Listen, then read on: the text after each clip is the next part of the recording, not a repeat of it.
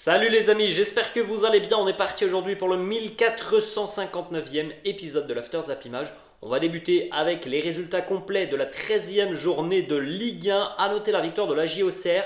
C'était un duel important. Auxerre s'est imposé 1-0 face à l'AC Ajaccio. But de Hamza Saki. Ça met un terme à une série de 8 matchs consécutifs sans victoire pour la l'AJ Auxerre. C'était aussi la première victoire sur le banc pour Christophe Pélissier. Nul entre Brest et Reims, nul entre Nantes et Clermont. Victoire pour Monaco, pour Rennes, pour Nice et pour Lyon. On va démarrer d'ailleurs les amis du côté de Lorient où les Lorientais ont été battus 2-1 par l'OGC Nice. Pourtant ce sont les Merlus qui menaient à la mi-temps grâce à Dango Ouattara avant une égalisation exceptionnelle de Youssef Attal. Très joli but pour l'international algérien. Et le second but signé Gaëtan Laborde. Les Niçois qui ont été vraiment dominants sur la seconde période. Ils ont dominé très largement les débats de cette seconde mi-temps et au final le résultat est plutôt logique. Nice a glané d'ailleurs 8 points cette saison après avoir concédé l'ouverture du score. C'est un record, aucune autre équipe en Ligue 1 ne fait mieux cette saison que l'OGC Nice qui a donc beaucoup de ressources. Ensuite, victoire aussi pour l'autre équipe de la Côte d'Azur. Monaco s'impose 2-0 face à la Lanterne Rouge Angers. Brahim Mbolo 54e, Golovin 70e minute. À noter une petite stat très intéressante sur l'attaquant suisse Brahim Mbolo qui en est déjà à 8 buts et 2 passes D cette saison pour l'AS Monaco. Le tout en 13 matchs, une très bonne recrue, assez dynamique sur le front de l'attaque. Quelques stats en ce qui concerne Wissam Ben Yedder. Malheureusement, Wissam a raté un penalty hier. Regardez cette stat, il a échoué à convertir 8 de ses 36 tentatives sur penalty en Ligue 1. Aucun joueur ne s'est plus souvent manqué sur l'exercice dans l'élite depuis qu'Opta analyse la compétition, c'est-à-dire que Wissam Ben Yedder est le joueur qui rate le plus de pénaltys en Ligue 1, mais on a aussi cette statistique.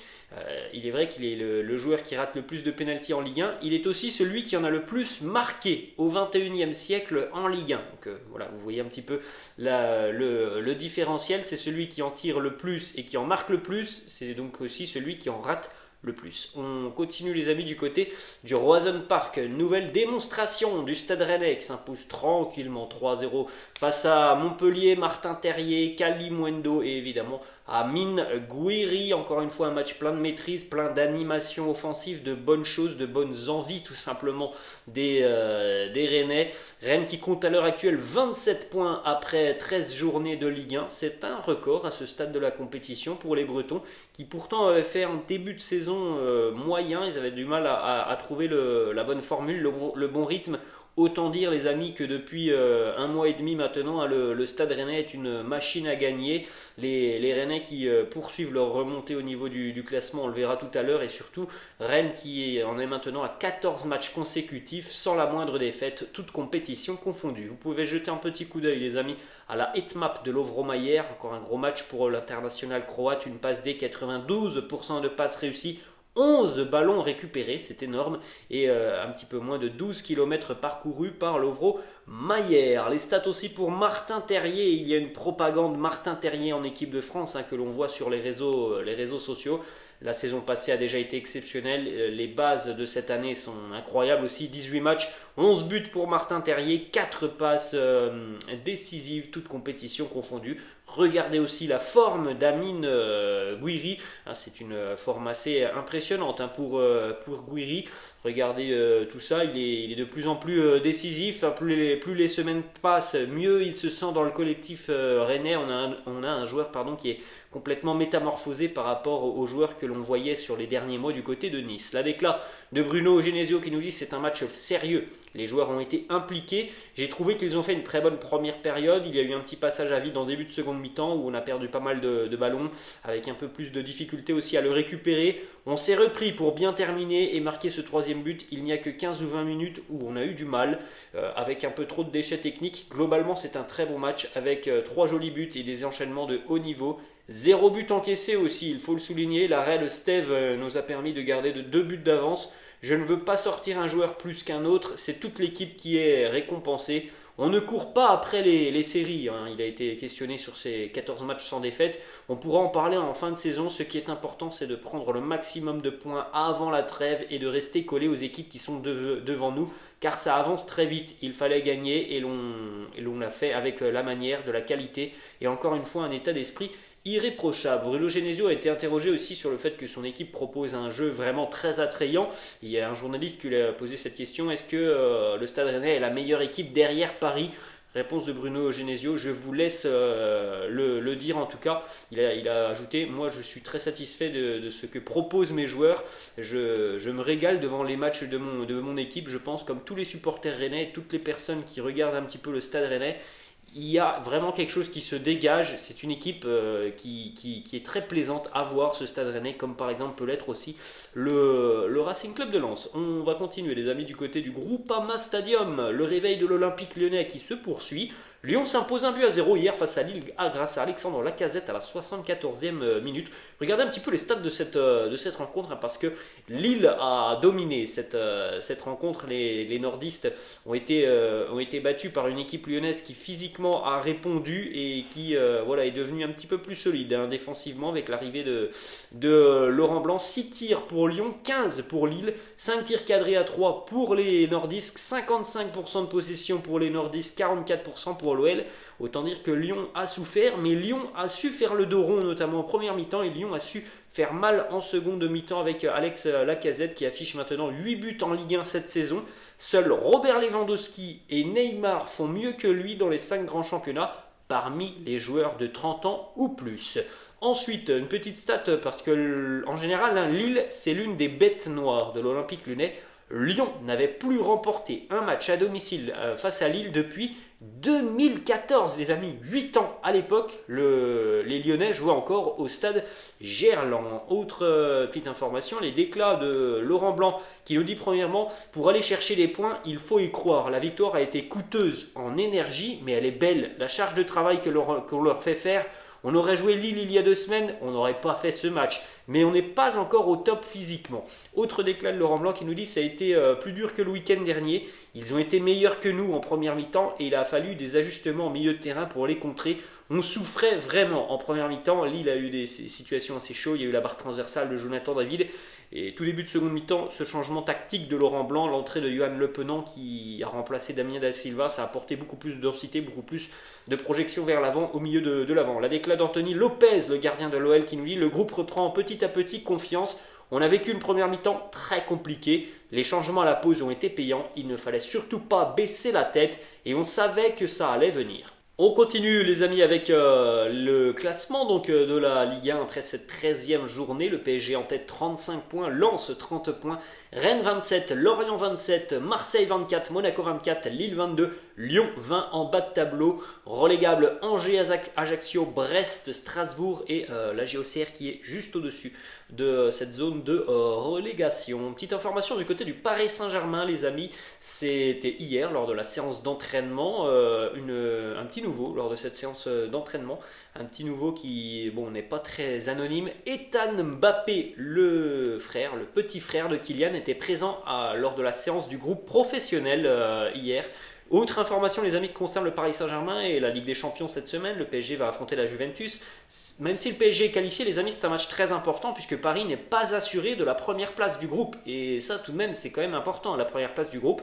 Regardez la longue liste des joueurs blessés du côté de la Juventus avant d'affronter le Paris Saint-Germain. Regardez: Danilo, McKennie, Ealing Junior, Vlahovic, Chiesa, Pogba, Di Maria, Bremer, Paredes, De Sciglio, Caio Jorge et Ake. Tous ces joueurs seront absents pour affronter le Paris Saint-Germain. Alors on a déjà une Juve qui est en difficulté. Bon, elle s'est imposée ce week-end, mais elle est tout de même en difficulté. Et on a une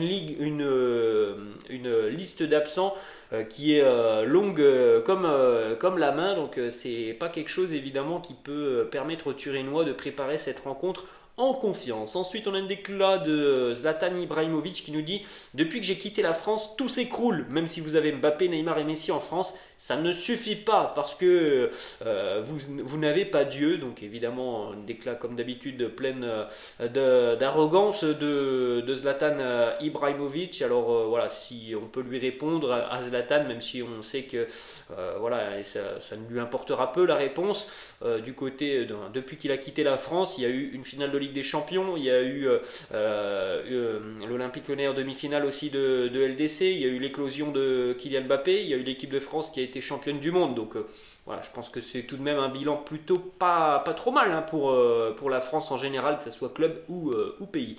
Ensuite, direction l'Espagne, les amis, petite information concerne le Barça. Jules Koundé, sorti sur blessure samedi après le match face à Valence, il souffre d'une surcharge musculaire du biceps fémoral de la cuisse gauche. Pour le moment, la durée précise d'indisponibilité n'est pas connue. Direction le Real Madrid, le Real tenu en échec hier par Girone, un partout. Vinicius 70e, Christian Stuani sur penalty 80e, un penalty très controversé.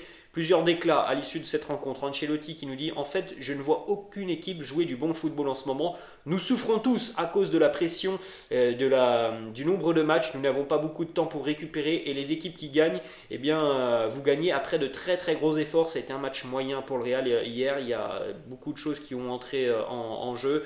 Les choix de Carlo, les joueurs, la dimension physique, l'arbitrage. Match voilà, qu'il faudra oublier hein, pour les merengues. Carlo qui nous dit il y a beaucoup de matchs, c'est très difficile de récupérer physiquement et mentalement en si peu de temps. Cela arrive à toutes les équipes, pas seulement à nous. On va essayer de continuer afin d'obtenir de bons résultats. La polémique hier sur cette main de Marco Asensio, pleine surface de réparation, la main qui amène le penalty de Girone. Donc il faut savoir que la main, elle touche la poitrine de Asensio et ensuite elle vient toucher son bras qui est un petit peu comme ça. Donc normalement les amis, hein, de ce que l'on sait de cette règle, lorsqu'un ballon touche une première partie du corps et ensuite la main, c'est pas penalty. Hier, le Real s'est vu sanctionné d'un penalty. Asensio a explosé hein, sur les réseaux sociaux en postant donc la photo de sa main avec cette petite légende. Définition de ce n'est pas une main. On nous l'a expliqué au début de saison. Incroyable. Aujourd'hui, on nous a sifflé ce penalty. Carlo Ancelotti aussi très très en colère en conférence de presse. C'est pas un entraîneur en général, Ancelotti, qui revient sur les décisions arbitrales, mais hier il n'a pas pu s'en empêcher.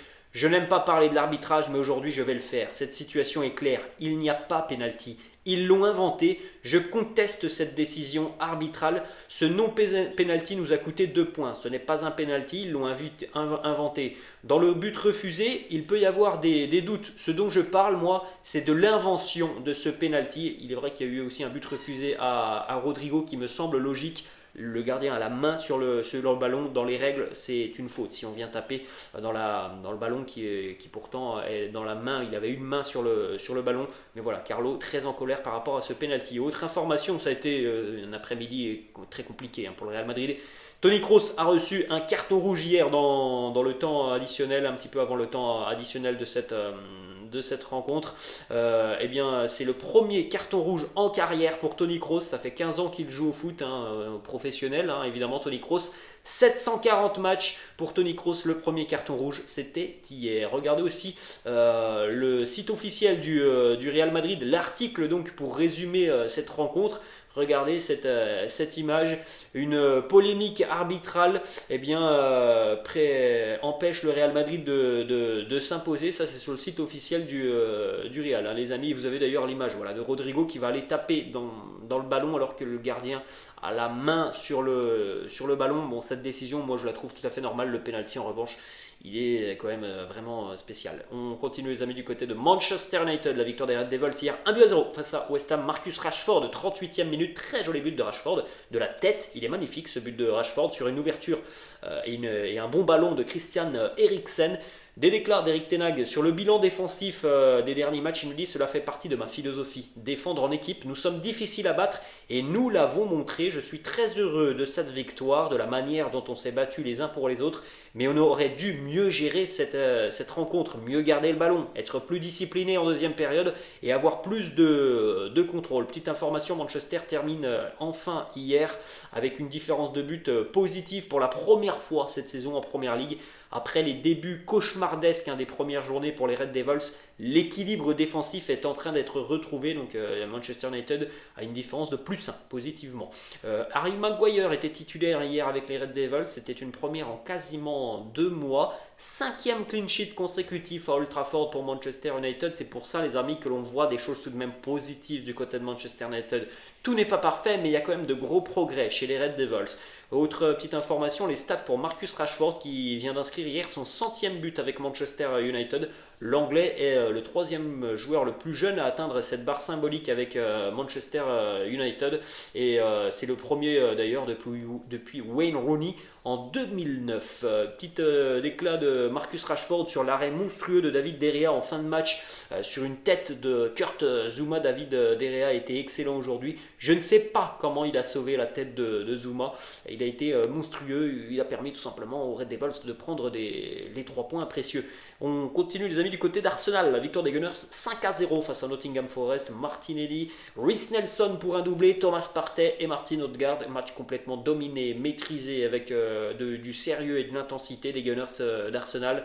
Une petite information, Bukayo Saka sorti sur blessure à la 35e. C'est Reiss Nelson qui l'a remplacé. Et Reiss Nelson a marqué 2 fois hier et délivré une passe décisive.